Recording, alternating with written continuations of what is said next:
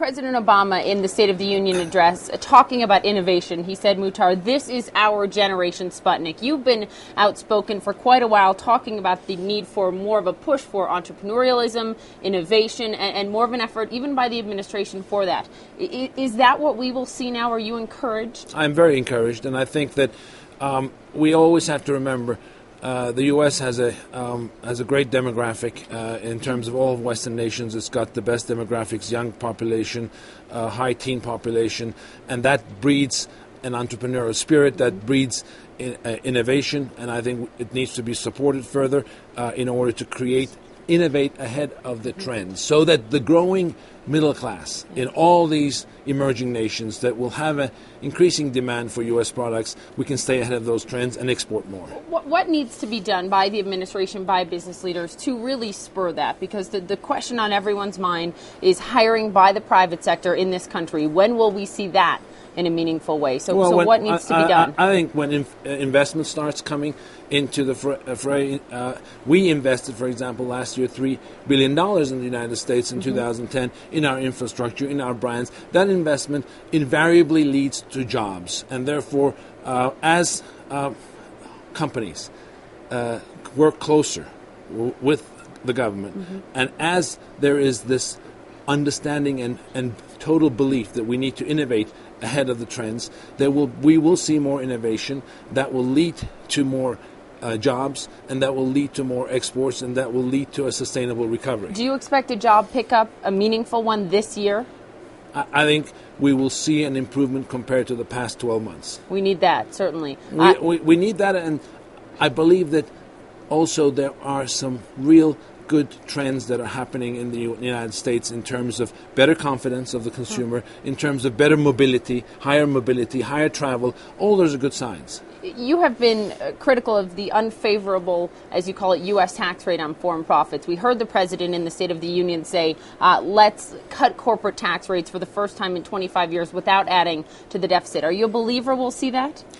I'm a believer that we need to have a level playing field for U.S. corporations competing in the world arena. Because why else would you work in the U.S.? Exactly. Why would you want to actually not have a level playing field for U.S. companies? And so that's what I am advocating. You were at the White House meeting with a number of CEOs, President Obama, President Hu last week during his visit. How would you assess that visit in terms of what it will mean for jobs in this country and the U.S. working on a business relationship with China? What we see coming out is a better belief on both sides that both sides need to continue to work, collaborate even more closely in the next decade than the last decade. Why? Because that will be good for both sides. As we import a lot from China, and there's a deficit for sure on that side, on the trade side, we also are exporting to the tune of $100 billion, growing at 30+%. And that will continue as the Chinese middle class grows. And in addition, we have seen up to now more U.S. companies in the last 20 years investing in China than vice versa. We will also see a great number of Chinese corporations, as we will Brazilian, as we will Indian and so forth, investing in the United States. That will also create more jobs in the United States. The focus that the president made after President Hu's visit was two-way trade. The tariffs are not the answer, that we need to export even more to China. Coca-Cola has made a $2 billion 3-year investment in China, multiple billions of dollars invested here as well. Just how critical is that two-way trade? And will we ever see it on a balanced level? We've seen improvement, but by no way are our exports to China matched by their exports to this country. That's right. Well, as I just said, I think there is an imbalance, but it's growing. The imbalance is closing in our favor, and that's what's, I think, the key, that the trend is in the right direction.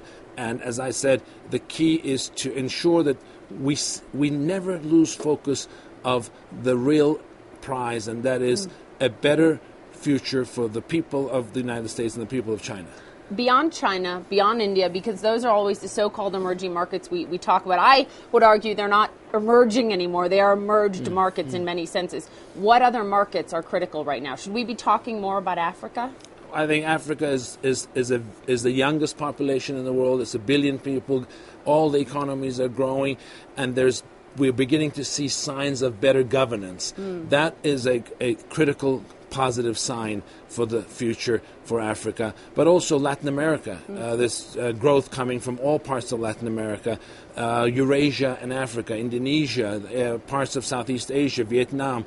They're all economies that are growing. They're all economies that will have a lot of legroom and highway in the next decade for generating more growth, but also generating a higher middle class. You said last year when we spoke here in Davos that you said we love competition. You're always competing with a number of different players. For Pepsi right now, their biggest market outside of the U.S. is Russia. Where are you competing most right now? Is Russia a big target for you, or are you looking elsewhere? Russia is a great market for Coca-Cola, and we have a great number of leading categories that we compete in Russia. But I think it's so important. The world is a very big place, and competition keeps all of us healthy and on our toes. And we all believe that we're in a great industry, the non-alcoholic, ready-to-drink beverage industry, and I welcome competition all the time. And finally, an issue that doesn't necessarily get enough attention. It's critical to your business and just to the future of the globe, and that is the water crisis in this country. We spoke about it last year, Coca-Cola's efforts. Where do we stand on that in terms of corporations and the water crisis that we're facing? We've taken a leading role in water in terms of creating awareness for the importance of water as a resource around the world. We continue to innovate to reduce our water use across the world, but we also think that water is so important for the communities in which we operate around the world, and that's why we have more than 300 water community projects around the world with partners like the World Wildlife Fund and other great civil society organizations to create awareness, but also to provide fresh drinking water for those communities. For example, in China, working with the World Wildlife Fund and the Chinese government, just for 50 million people along the Yangtze River, we have our water projects for those communities helped to generate, have 50 million people have access to clean drinking water. The most important thing that they could have. Muhtar Kent, thank you so much. I appreciate it. Thank you.